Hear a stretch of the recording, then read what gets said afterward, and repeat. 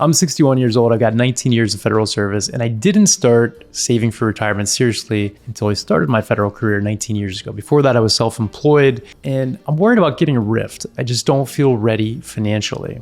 These were some comments that came in recently that I wanted to address because I think it's an interesting situation with some very specific challenges. And I also feel like there's a lot of federal employees and their families that are in similar circumstances right now, just based on the reduction in force that's happening and the transition in the federal workforce. So I don't have all the details here, but I think we have enough where we can build a workable scenario that we can learn from. So what I want to do here today, create a retirement income worksheet, kind of address some of the planning items that we should be thinking through in a circumstance like this, or just apply them to whatever specifics exist in your situation. So let's take a look at this thing. Right off the bat, what stands out to me is the situation around their federal benefits. They're 61, they've got 19 years of service, so that puts them kind of in this gray area. They are eligible for an immediate annuity, but it would be under MRA plus 10, and it would be considered early. That's because they're not age 60 with 20 years of service. They haven't quite met age 62 yet, so they're right in between. Also not eligible for a VERA offer, even if it would come from their agency based on not having those 20 years of service. So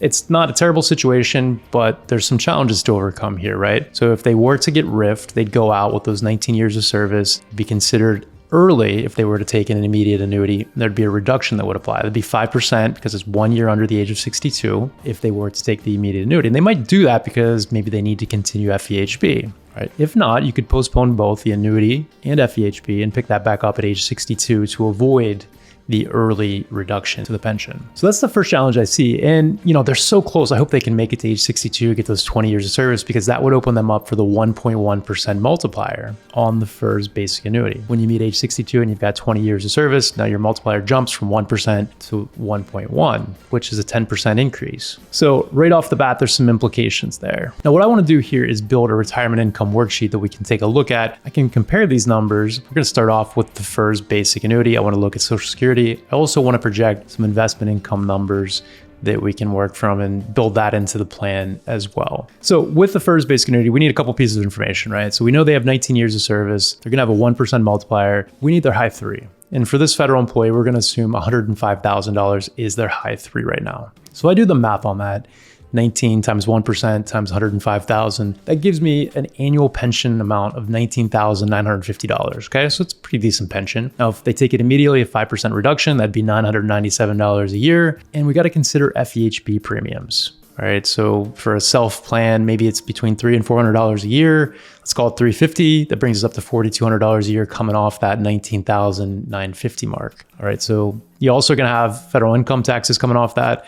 We'll build those into the plan later on as we're going to consider income taxes on all the sources of income.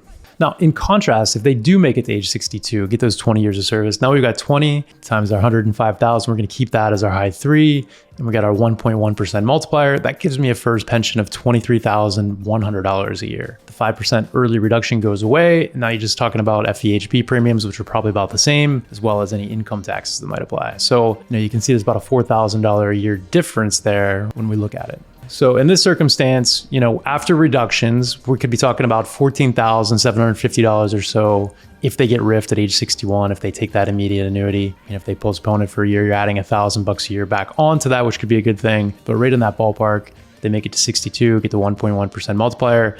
Now you're talking about almost $19,000 a year in benefits. So a little bit of a delta there. Special retirement supplement does not apply in this circumstance just because under MRA plus 10, you're not eligible for that. And then once you hit 62, it's not an option. Social Security. So they're close, right? They're just a year away, and who knows how many months actually they are away from being eligible for Social Security benefits, depending on when their birthday falls. Whether they should take it at 62 or not, that's another question. We know there's a 30% reduction between your FRA if it's age 67 minus your, eligibility minus the numbers if you take it early at age 62. That's some of the planning work we need to consider when to claim those benefits. But in this circumstance, let's just look at what they would have available to them at age 62. So I did the math. I plugged it into SSA.gov. They've got a quick estimate calculator there that you can use. It's better, of course, to check your actual numbers and see what your benefit might be.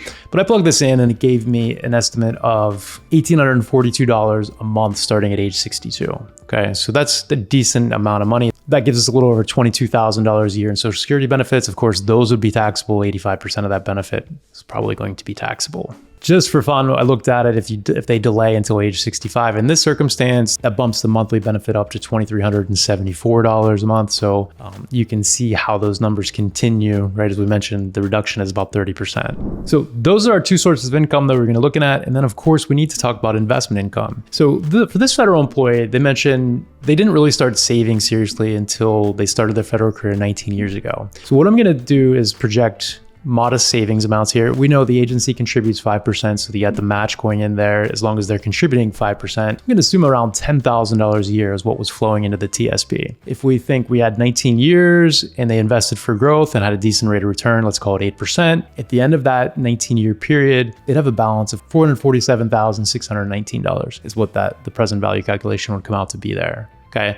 If I take 4.5% off that balance as an income stream, which, is kind of high, we say 4 to 5% max is what you want to look at as a safe withdrawal amount. And even that's not guaranteed to actually be safe, but it's just kind of a starting point. That gives me $21,492 a year to complement what's going on from Social Security and a FERS pension. So if I add that all up, if they get RIF'd, I've got $14,750 starting immediately. I've got $22,104 starting at age 62 from Social Security. And then I've got potentially $21,492 starting right away from their TSP account. Okay, so that's kind of what they'd be working with. Some of the unknowns, the expenses. So I don't know what it takes for this family to live, how much of a shortfall, or if this is going to be a surplus. So we just need to kind of run those numbers and see exactly where they stand so they can make some decisions. Now, obviously, they want to continue working and hopefully it works out so that they can stay in their federal career at least until age 62. If not, maybe they'll be able to find a job somewhere else that will be able to bridge the gap, provide some income for whatever the household needs are, right?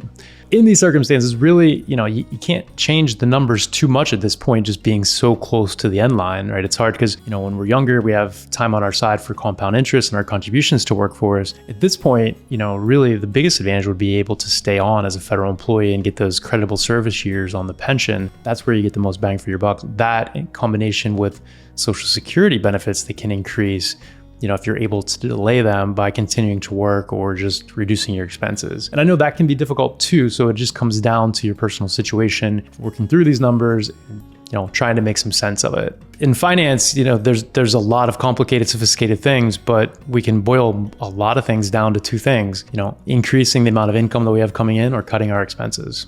So the most basic fundamental things that we can do. And I know those things are not always easy, but those are kind of the options that we have sometimes. Hope this gave you a little bit of insight into this particular circumstance, and you can apply these concepts and build your own retirement income worksheet, whatever you have going on in your situation, and try to make some sense out of it. So I hope you found this helpful. If you're working on something, we'd love to hear your questions, love to be a resource for you. So please reach out. This is what we do on a day-to-day basis. We build financial plans, manage investments for our clients. And if you found value here, please give us a like and a subscribe, and we'll see you next time.